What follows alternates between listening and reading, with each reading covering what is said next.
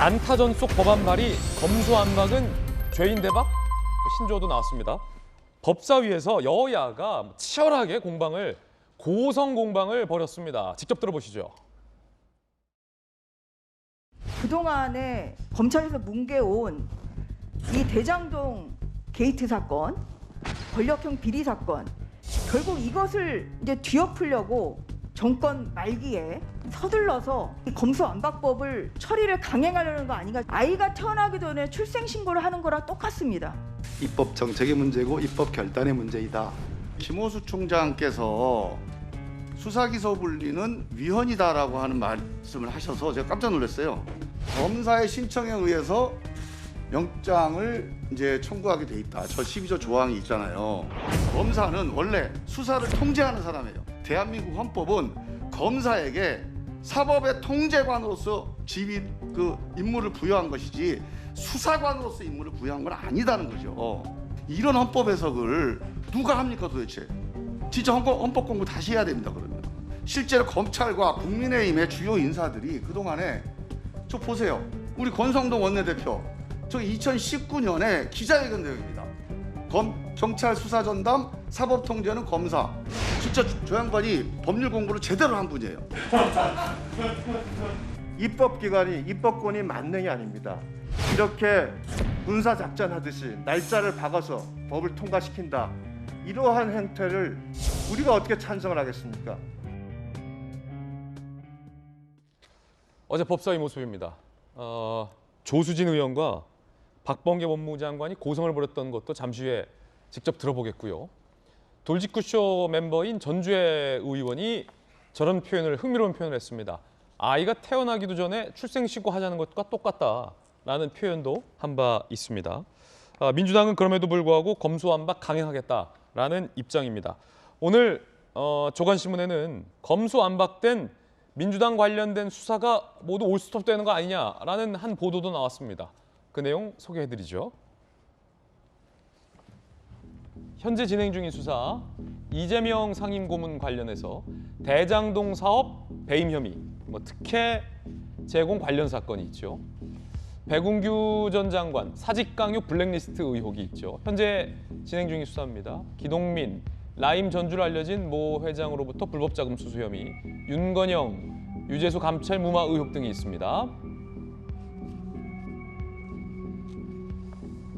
자, 대검 반부평학력부장, 검수안박 시행되면 현재 진행 중인 대장동 등 주요 사건 수사가 종료될 것이다.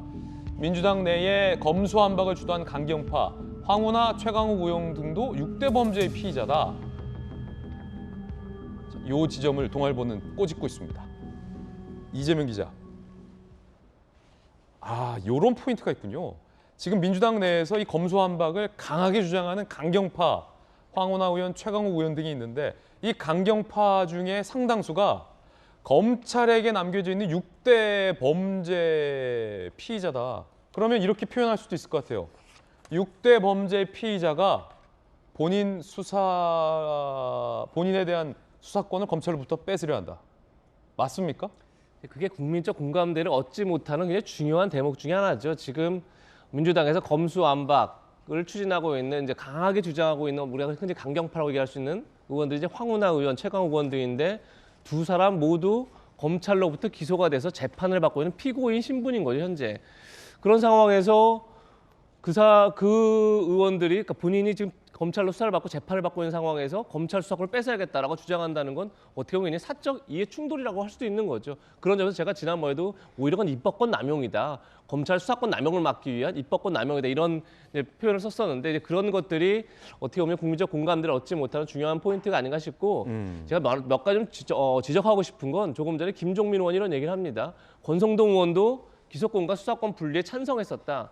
그러니까 제가 지금 이 말씀을 드리는 건 민주당이 계속 사실이 아닌 논리를 계속 펴고 있기 때문입니다. 사실 아닙니까? 권성동 의원이 2019년이었죠. 그러니까 20대 국회 때 사법개혁 특별위원장을 맡아서 법안을 낸 게 있습니다. 실제 거기에 보면 검찰로부터 수사권 상당수 경찰로 옮기는 조정안이 있습니다. 근데 그 법안에도 보면 분명히 검찰에게 중대 비리 범죄의 수사권을 남겨놓는 내용이 포함되어 있습니다. 다시 얘기해서 지금 민주당에게는 검수안박과는 차원이 다른 문제다. 그리고 민주당 또 얘기합니다. 윤석열 당선인도 예전에 기소권 수사권 분리에 찬성했다. 근데 그 발언을 잘 보면 장기적이고 점진적인 분리에 찬성한다 이런 표현이 나올 뿐입니다. 그러니까 실질적으로 지금 민주당의 주장은 다른 거죠. 그러다 보니까 계속 민주당은 또 뭐 기소권 수사권 분리가 세계적 추세다 얘기했지만 뭐 지난번에 김영주 전 의원도 말씀하셨습니다. 이미 OECD 국가 35개국 중 27개국이 실제 검사가 기소권과 수사권을 다 갖고 있습니다. 그러니까 사실과 다른 논리를 계속 주장하고 또 그 논리를 펴는